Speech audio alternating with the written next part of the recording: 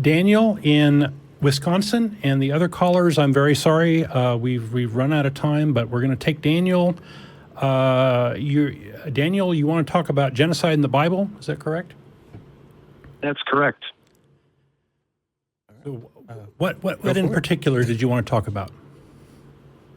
Well, first of all, let me apologize for I must have been pretty rude last week for I have no Matt idea. hang up on me like that. Okay, well, we weren't there. Nope. So. Oh, actually, I was. Oh, were you? Yeah, you were there. Okay. Yeah, you were there. What, was he rude, Don? I don't remember anybody being rude last time. Yeah, But I didn't. but I'm really over think I was 50, too so it's memory's bad. It was when I brought up giants in the Bible. Matt hung Oh. up on me. Does that refresh your memory a little bit? Yes, it does. The It does. Nephilim Yeah. with the sons of God coming down and mating with the daughters of man. Yeah, well, it's a just so story, right? It's trying to get around the incest thing, I think. Anyway, Okay, but I feel like you guys are being a little intellectually dishonest when it comes to the genocide you keep talking about in the Bible. That's leading people to believe that God is somehow unjustifiably just killing off so entire. how about Noah's flood? Is that a genocide? Yeah. Okay. Was it justified? Why was was the earth flooded? because God fucked up and he didn't like what he created, and so he decided to wipe the slate clean? I don't agree with that at all. I believe it's because the people were incredibly evil. Even all their thoughts were evil and wicked, the Bible says. Do you think that the unborn babies in the wombs of the women who were killed were also evil?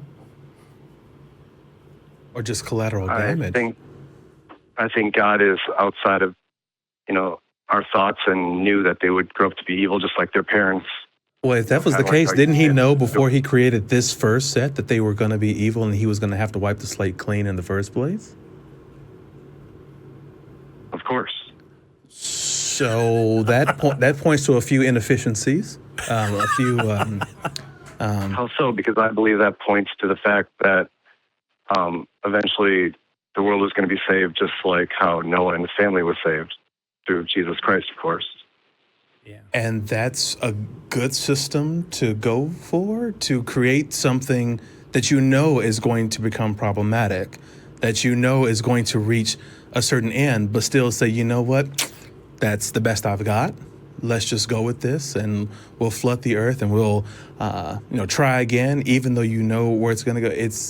It seems a bit far-fetched, I guess, to say the least, to say that this is the best that this being could come up with on this side. I mean, I don't take, of course, the Bible literally in any slightest hand of the word, but that seems a pretty bad way to go about creating life. But, maybe his ways are just, way beyond what I can comprehend. But, we can do a little better on The Sims. Like we can take. I can do better.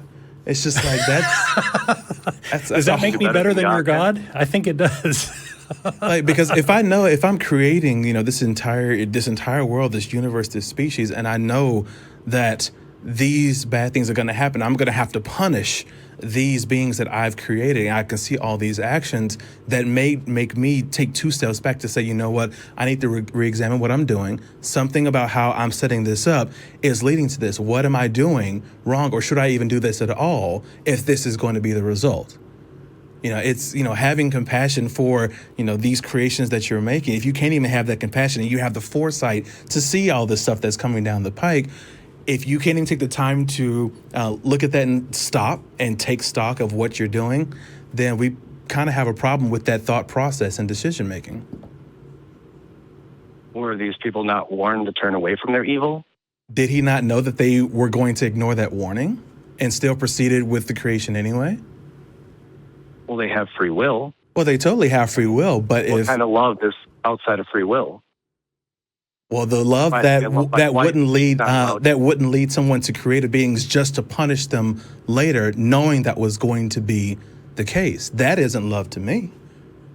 It's certainly not something that I would do with my creation. Disobey doesn't mean they had to disobey.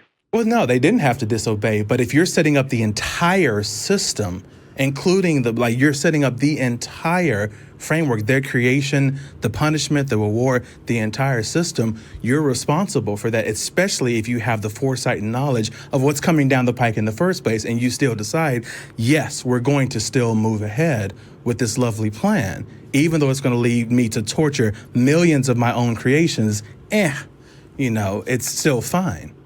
Now, that's something I would definitely have a problem with. Child sin? I'm sorry? Is a father responsible for his child's sins? No. For his child's disobedience, for his child's evil?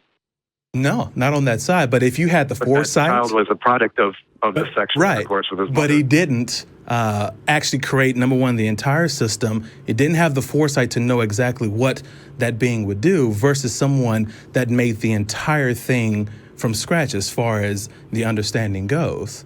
That's a whole different dynamic than somebody having birth, as millions of animals around the world do all the time, and is holding them responsible for the actions of their offspring. That's a whole different thing than literally I'm going to make the rules, the system, and all the characters in between, knowing exactly what they're going to do and then proceeding down the pike anyway.